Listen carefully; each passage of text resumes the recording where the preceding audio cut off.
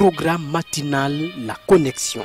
En ce temps de confusion et de panique générale, vous avez besoin de vous connecter au trône de Dieu et de maintenir la communion avec le Seigneur. Cette émission, c'est un temps de connexion divine. Gloire à Dieu, merci beaucoup d'être présent et nous voulons prier en ce moment, baissons la tête pour la prière. Éternel notre Dieu, que tu es grand, que tu es redoutable, que tu es puissant, ô Seigneur Jésus, le lion de la tribu de Juda, l'étoile brillante du matin, tu fais des choses extraordinaires lorsque nous venons à toi. Je prie comme nous sommes en train, de commencer cette étude, que ta grâce abonde dans chaque vie. Bénis les uns et bénis les autres au nom de Jésus. Papa, merci pour la réponse. Au nom de Jésus, nous avons prié. Amen. Je vous souhaite la bienvenue à cette émission matinale. Et rappelez-vous, nous sommes à notre étude numéro 28, la série 2. Alors, le message est intitulé « Les grandes possibilités de la foi inamovible ». Gloire à Dieu. Il y a de grandes possibilités. Lorsque votre foi est inamovible, la puissance de Dieu se manifestera forcément dans votre vie au nom de Jésus. Voyons Matthieu chapitre 15 et nous lisons le verset 22. Il est dit là-bas, verset 22, « Et voici une femme cananéenne qui venait de ses contrées lui cria, « Aie pitié de moi, Seigneur, fils de David, ma fille est cruellement tourmentée par le démon. » La demande était précise. Oui, aie pitié de moi. Cette femme qui n'avait pas de part avec les enfants d'Israël va étonner tout le monde. Elle lance un défi aux croyants d'aujourd'hui, comme il l'a lancé aux croyants d'autrefois. C'est important. Que s'est-il passé pour que cette femme soit enregistrée parmi les hommes et les femmes de la foi inchangeable? Je prie, comme nous abordons la question, que le Seigneur nous donne de comprendre et d'apporter une amélioration dans notre marche avec Dieu, et cette grâce abondante nous aidant, nous aurons des foi inamovibles au nom de Jésus. Nous voyons cela en trois parties. Premièrement, nous verrons la demande palpitante d'une femme meurtrie dans son cœur. Elle était meurtrie dans son cœur. Deuxièmement, nous allons voir le désintéressement apparent de Christ à la douleur de cette femme. Ça, c'est inhabituel. Et troisièmement, nous allons voir la démonstration de la foi indéfectible et l'obtention du miracle. Je prie, comme nous abordons la question de cette foi de cette femme, que le Seigneur aiguise notre foi au nom de Jésus. Voyons le premier point, la demande palpitante d'une femme meurtrie dans son cœur. Regardez sa demande.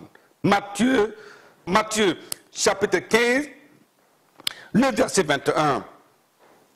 Il dit là-bas, Jésus était parti de là, se retira dans le territoire de Tyr et de Sidon. Et voici une femme cananéenne qui venait des contrées, lui cria, « Aie pitié de moi, Seigneur, fils de David. Ma fille est cruellement tourmentée par le démon. » C'était identifié. Cette femme n'est pas venue avec des doutes dans son cœur. Elle savait que le démon était dans sa fille.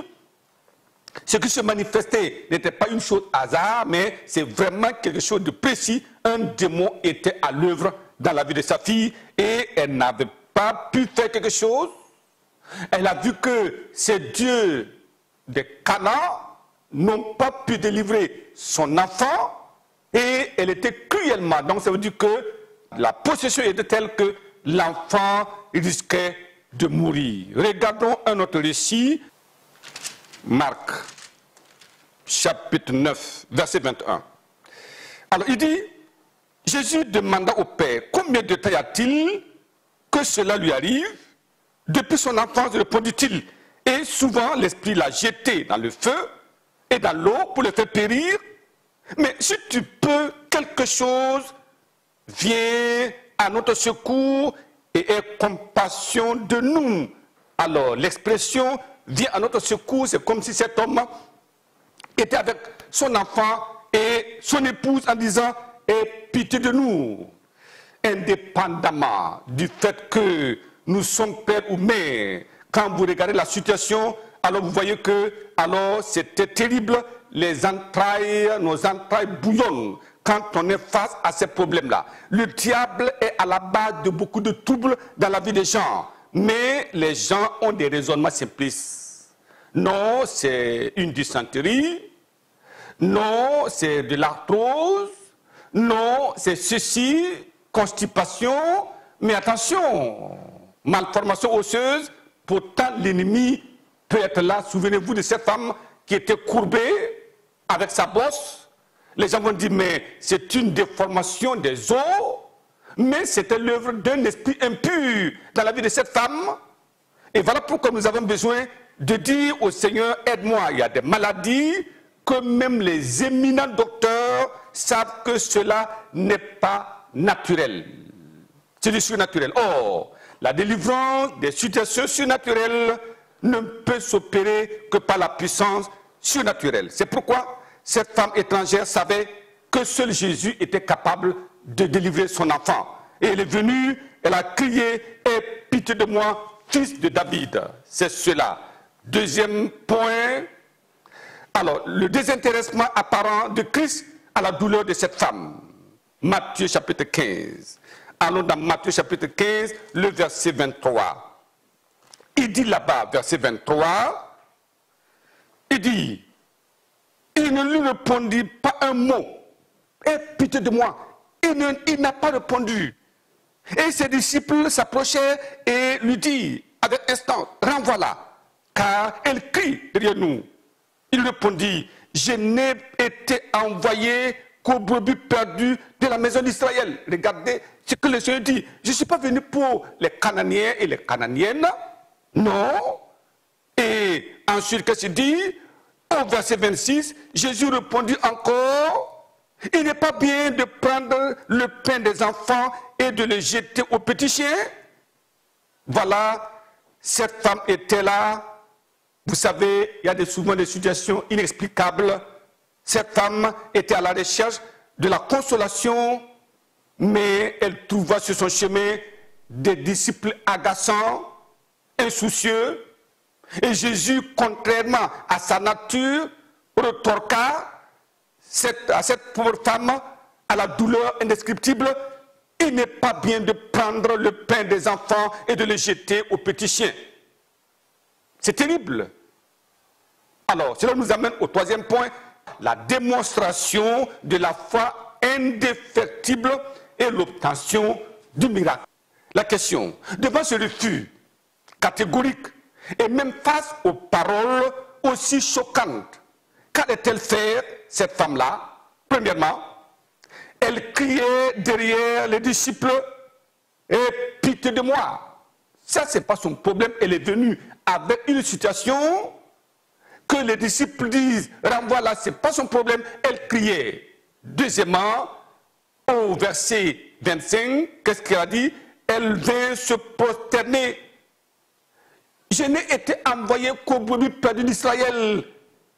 Dit Jésus, cette femme venant se prosterner, dit encore, Seigneur, secours-moi. Je n'ai pas demandé pour qui tu es venu. Je sais que toi seul es capable, secours-moi. Et le Seigneur dit, mais il n'est pas bien de prendre le pain des enfants et le donner aux petits chiens. Qu'est-ce qu'elle dit encore au verset 27? Il dit, oui, Seigneur, dit-elle, mais les petits chiens mangent les miettes qui tombent de la table de leur maître. Ça, c'était trop fort. Oui, c'est trop fort. Cette femme venait de réussir au test de sa foi. Oui, ce qui est certain, lorsque les miettes tombent de la table du maître, alors les petits chiens, c'est leur part. Nous sommes de cette race, nous ne sommes pas d'Israël, mais ce qui est certain, tu es là et tu dois guérir mon enfant. Alors cette femme avait à manifester une foi inamovible malgré les circonstances défavorables, une foi inflexible, une foi indéfectible, une foi conquérante, extraordinaire. Elle venait de conquérir le cœur du Sauveur du monde. Verset 28, Jésus lui dit, « Femme, ta foi est grande, qu'il te soit fait comme tu veux. » Gloire à Dieu, et à l'heure même, sa fille fut guérie. Vous savez, plusieurs personnes ratent le miracle par manque de persistance. D'autres abandonnent à cause des frustrations. Certains, c'est le découragement et le manque d'intérêt manifesté à leur égard. Pour d'autres encore, c'est l'inconsistance de la foi devant les obstacles de la vie. Pour d'autres encore, c'est l'ignorance du cœur compassionné de Jésus et le manque de connaissance de l'autorité absolue de Jésus et de sa fidélité. Je prie, comme nous sommes en train de continuer à examiner les merveilles, oui, les merveilles de Jésus, alors je prie que votre foi connaisse une croissance phénoménale jusqu'à déplacer toutes vos montagnes au nom de Jésus. Comme nous sommes là en ce moment, c'est le temps de déplacer vos montagnes. Le Seigneur les déplacera. Les démons s'en iront, les maladies s'en iront, les portes fermées vont s'ouvrir, la puissance de Dieu vous fera conquérir des choses inespérées au nom de Jésus. Voilà pourquoi nous allons prier maintenant, chacun avec sa montagne. Je prie qu'à l'heure où nous prions, vous voyez déjà par la foi vos montagnes se déplacer. Quand elle était venue, elle était ferme. Les miettes qui tombent de la table du maître, les petits chiens en ont part. C'est clair. Seigneur Jésus, tu es puissant, tu es grand. Je suis là aujourd'hui. Fais quelque chose pour moi. Il le fera au nom de Jésus. Prions ensemble. Papa, merci pour nous avoir donné Jésus-Christ, l'agneau de Dieu, le lion de la tribu de Juda. Tu l'as donné afin que nous puissions venir à toi parce qu'il a pris nos infirmités, il a pris nos maladies, il s'est chargé de tout. Je prie et je demande, Seigneur, regarde toutes ces personnes espérant l'intervention divine, ces personnes souffrantes, oui, avec des cœurs palpitants. Oh Seigneur, je prie et je demande en ce moment, souviens-toi de chacun maintenant, touche-les à cause de ta miséricorde, à cause de ta bonté, au nom de Jésus. Je prie et je demande que, quelles que soient les circonstances, qu'ils demeurent fermes avec une foi inamovible, une foi indéfectible, une foi inflexible, une foi conquérante au nom de Jésus. Et comme il reste ferme, étonne-leur par des miracles inattendus au nom de Jésus-Christ. Père, merci pour la réponse. Au nom de Jésus, nous avons prié. Amen.